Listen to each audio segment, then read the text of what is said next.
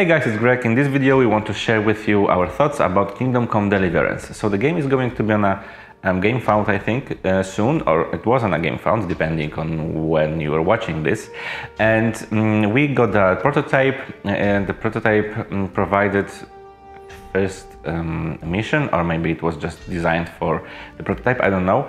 So our thoughts are only based on this one scenario and also on our impressions of the game during the Essen Spiel last year. So what do we think about this game? Just check out this video.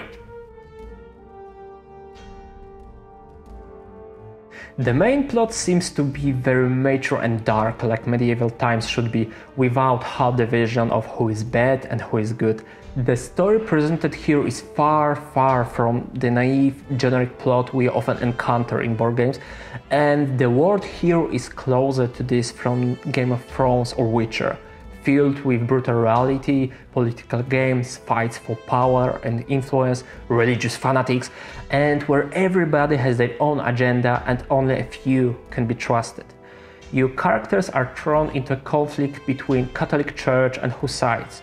You literally control Jan Inquisitor hoping to burn heretics to the ground, impulsive sister Maiden Jarmila finding satisfaction in killing others, and Commander Zahora, strong, drunk but still religious force. Hussites are no better at all, and between them we have common people fighting for the daily survival. Starting the scenario, we are arriving at the small town, and one of the very first things we encounter is a man impaled on a stake, still breathing but a few moments away from his death. Good beginning, right? I can't find words for how dense and immersive both the atmosphere and world created in this game are.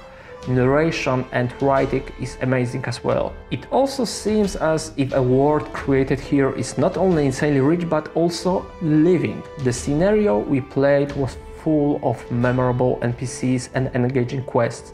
It's shocking how living this small town was, and the closest analogy I can find is the first part of Witcher video game, when Geralt enters Vizima.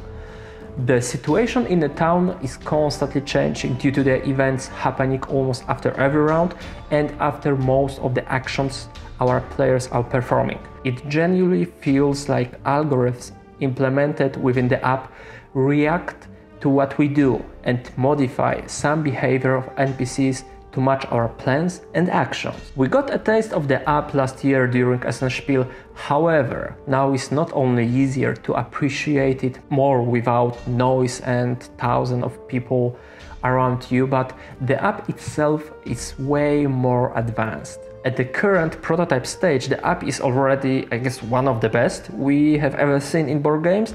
It's super clean, very intuitive, user-friendly and stable. But let's forget about the technical stuff and talk about how it affects the gameplay. All the time you can feel it's still a board game, and the app here is only to greatly enhance the experience, but also make as much stuff as possible effortless for the players.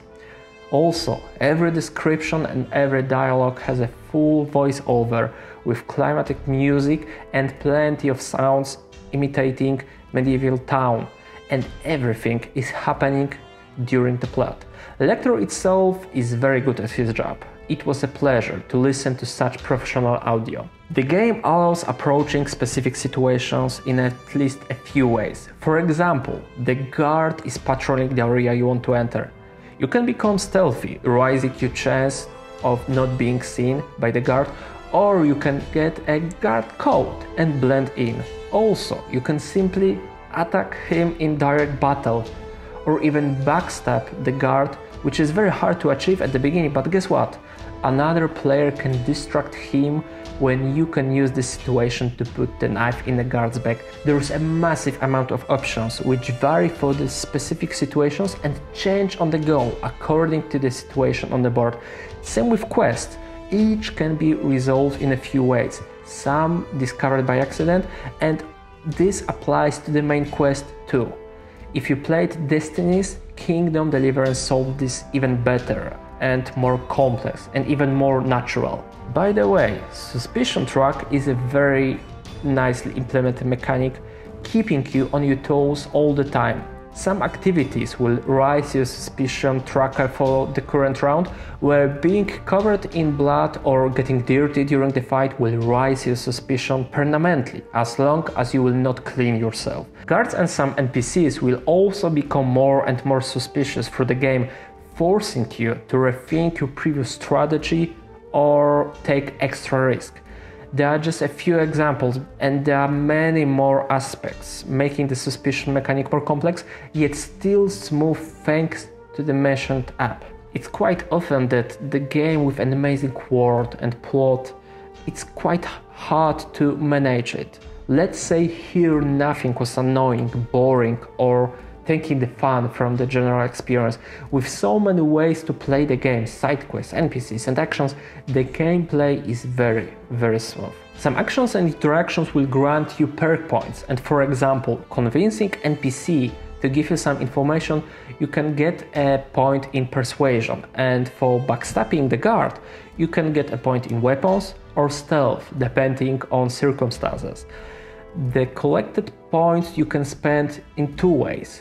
One, permanently raising the amount of dice you can use for one of four main attributes called here strength, agility, perception, and speech. With the second way, you can spend perk points to buy skills, giving you passive traits and advantages in specific situations. These skills are connected with your main attributes, and to buy stronger skills you need to have more strength, better perception, etc. Again, it's only a prototype, but the quality of the components is outstanding. From the tokens, markers and dice through bigger than usual miniatures to a very thematic graphic card. I can't even imagine the cost of producing such a stunning prototype, but it definitely serves its purpose. If final copies would be at the same level, we'll get one of the most polished games on the market. As I said before, we encountered many plots, situations and places we want to check, but we managed to investigate only part of them. Some players do not feel satisfied as long as they will not look under every stone, and with so much stuff to do, it could be hard to achieve it during the scenarios. For us, it's a pro. It not only raises the replayability by offering a different experience for those who come back to the game, but also enables questions like what if, encouraging us to discuss the game long after ending the session.